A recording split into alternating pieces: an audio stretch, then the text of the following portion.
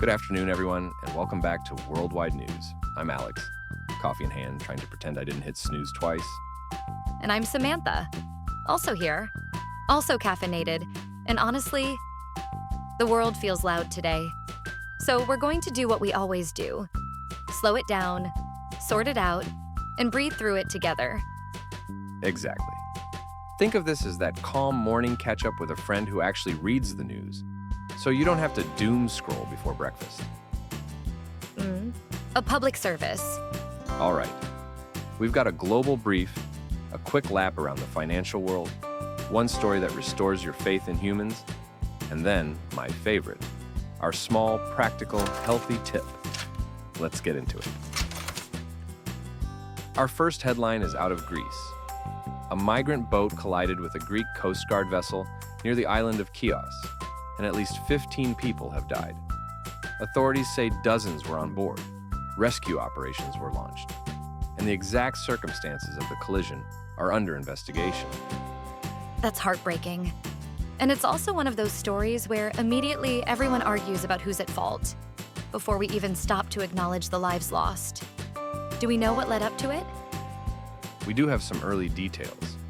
Reports say the migrant boat was intercepted, and then a collision happened that ended with the boat capsizing, sending people into the sea. The Coast Guard's account emphasizes the boat ignoring signals and suddenly changing course, while other reporting notes the overall context. Dangerous crossings, pressure on borders, and the role of smugglers that put people into impossible situations. And it's the impossible situations part that gets me. People don't risk that kind of crossing for fun.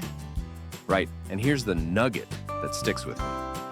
Among those rescued were children, and 2 Coast Guard officers were also injured, which shows how chaotic and physically violent these moments can become in seconds.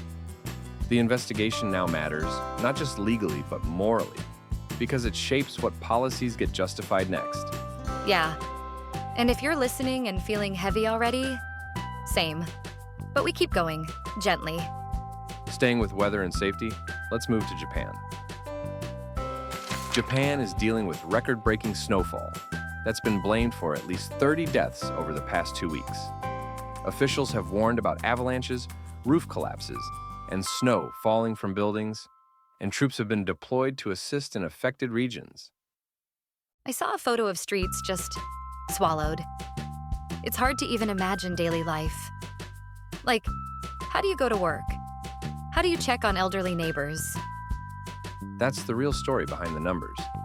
In places like Aomori, snow accumulation reportedly hit levels not seen in decades, and local officials were specifically worried about older residents living alone, people who can't safely clear heavy snow or navigate icy conditions. It's scary because snow can feel quiet, you know? It doesn't look like a wildfire, but it can absolutely be deadly. Exactly. One detail that stood out: authorities were warning about power outages and the danger of snow sliding off rooftops, those sudden, crushing accidents. And many injuries came from everyday tasks like snow removal, falling from roofs, slipping, or being swept into waterways used for snow disposal. It's a reminder that extreme weather isn't just dramatic. It's logistical, exhausting, and it tests community support systems. Okay, from snow to tech and law enforcement, because 2026 is really doing the most. On a completely different note, yes. French authorities have raided the Paris offices of Elon Musk's platform X as part of a cybercrime-related investigation, and Musk, as well as former CEO Linda Yaccarino, have reportedly been summoned for a voluntary hearing later this spring. The probe involves allegations tied to how the platform operates, including concerns about illegal content and potential algorithm or data misuse. Okay, let me ask the obvious question. Is this about free speech, or is it about crime? Because those get blended together online, and then nobody knows what's real. Great question, and the answer is, it's being framed as a criminal investigation, not a debate club. Multiple reports describe it as a preliminary investigation handled by a cybercrime unit, with Europol supporting. The alleged issues range from the platform's handling of harmful content to claims involving deepfakes and child safety concerns. Serious territory, where governments tend to move from regulation talk to police work. That's huge. And it also feels like a sign of where the world is going. AI, platforms, and enforcement all colliding. Exactly. And here's the extra nugget. Europol publicly acknowledged support for the French investigation, which signals cross-border coordination rather than this being a purely domestic political spat.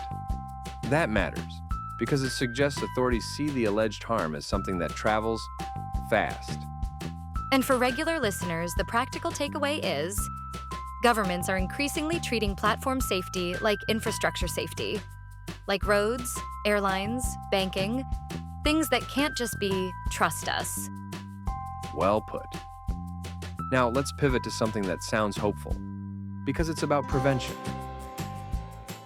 A major science headline. A large analysis covering many cancer types across almost 200 countries suggests that nearly 40% of new cancer cases worldwide could be potentially preventable. The reporting highlights two big modifiable risk factors: tobacco smoking and alcohol consumption. That's honestly surprising. Nearly 40% is not a small number. Is it basically saying lifestyle is destiny? Not destiny, more like leverage. The point isn't you control everything, because you don't. But it's saying population-level prevention is powerful, and that policy choices, like reducing tobacco use and addressing harmful drinking, can shift real outcomes over time. I appreciate that framing. Because I hate when health news turns into, if you get sick, it's your fault. That's not fair. Completely agree. Here's the useful nugget. This kind of work is massive because it looks across countries and cancer types. So it helps public health leaders prioritize interventions that have the biggest payoff. It's not about blaming individuals. It's about identifying where prevention efforts can reduce suffering at scale. Okay, that's the global brief. Heavy, snowy, techy, and then oddly empowering. Which brings us to money, because the economy always shows up whether invited or not. In the markets, one theme is the AI supply chain. A Motley Fool piece argues that strong quarterly results from Palantir and Teradyne were interpreted as good news for NVIDIA investors, because both companies connect to the broader AI build-out, software platforms, data analytics, and chip testing equipment. Translate that into normal human. If I'm not trading stocks, why should I care? Fair. Think of it like this. NVIDIA sells the engines for AI GPUs. Palantir is building systems that use those engines to analyze data at scale, and Teradyne helps test the chips that power everything. When those adjacent companies report strong demand, investors read it as the AI machine is still humming. So it's like not just one company winning, but an entire ecosystem showing signs of life. Exactly. And here's a specific nugget. The article notes Palantir's revenue growth and strong U.S. commercial performance, plus Teradyne pointing to AI-related chip demand, signals that the spending isn't only hype, it's appearing in multiple layers of the industry. Okay. So AI isn't just a buzzword. It's invoices, equipment, and procurement budgets. That's the most adult sentence you've said today. I contain multitudes. Walmart reached a $1 trillion market value, becoming the first retailer to hit that milestone. Reuters links the surge to a long rally, strong execution across e-commerce and delivery, and major investments in automation and AI to improve supply chain efficiency. $1 trillion for a retailer still breaks my brain. What does that say about how people are spending? It says value and convenience are king, especially when households feel squeezed.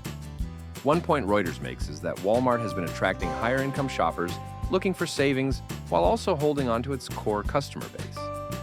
And it's expanded online selection dramatically, pushed faster delivery, and built a big advertising business. So it's not just a store. It's logistics, tech, ads, memberships. Basically a platform. Exactly. Nugget. Reuters also notes Walmart was added to the NASDAQ 100 recently, which is symbolic, because it shows how old economy companies are being re-rated like tech firms when they successfully modernize operations with data and automation. So the real story is, tech isn't only Silicon Valley anymore. It's everywhere that moves products. Nailed it. Now, for our minute of hope, out of Western Australia. A mother described asking her 13-year-old son to swim for hours to reach shore and get help after their family was swept out to sea.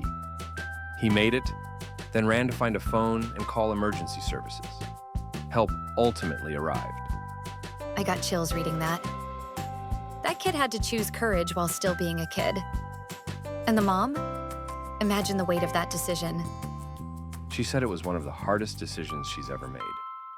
The family drifted further out, the sun went down, the waves grew, and they lost sight of him.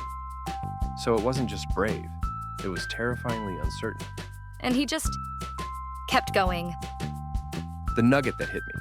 He swam roughly 4 kilometers, reached shore, and then sprinted to reach a phone and call for helicopters, planes, boats, everything. That's presence of mind under pressure.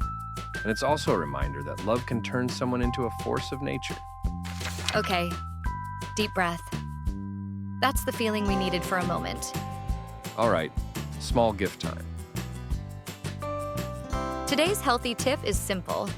Take the stairs when you can. Not as a punishment, like earn your dinner, but as a tiny daily upgrade. Like a gift you give future you. Exactly. Research summarized by the Washington Post highlights that even brief bursts of vigorous movement, think 30 to 45 seconds, repeated a few times a day can meaningfully support longevity, especially for people who don't do structured workouts. It's sometimes described as vigorous intermittent lifestyle physical activity, and stairs are a perfect example. So, 2 or 3 flights, a couple times a day. No gym outfit, no drama. And if you want extra motivation, the European Society of Cardiology has also highlighted evidence linking stair climbing with lower cardiovascular and all-cause mortality risk. So yes, your staircase may be underrated. All right, friends, thank you for starting your day with us. If anything felt heavy, I hope the hope story helped you hold the rest with a little more softness. And if you're feeling overwhelmed, pick one small action today. 1 call, 1 walk, 1 kind thing, 1 flight of stairs. The world changes through tiny, repeated choices. We'll be back tomorrow with another calm cup of news. Until then, take care of yourselves and take care of each other. And don't forget, only together, we can make the world a better place.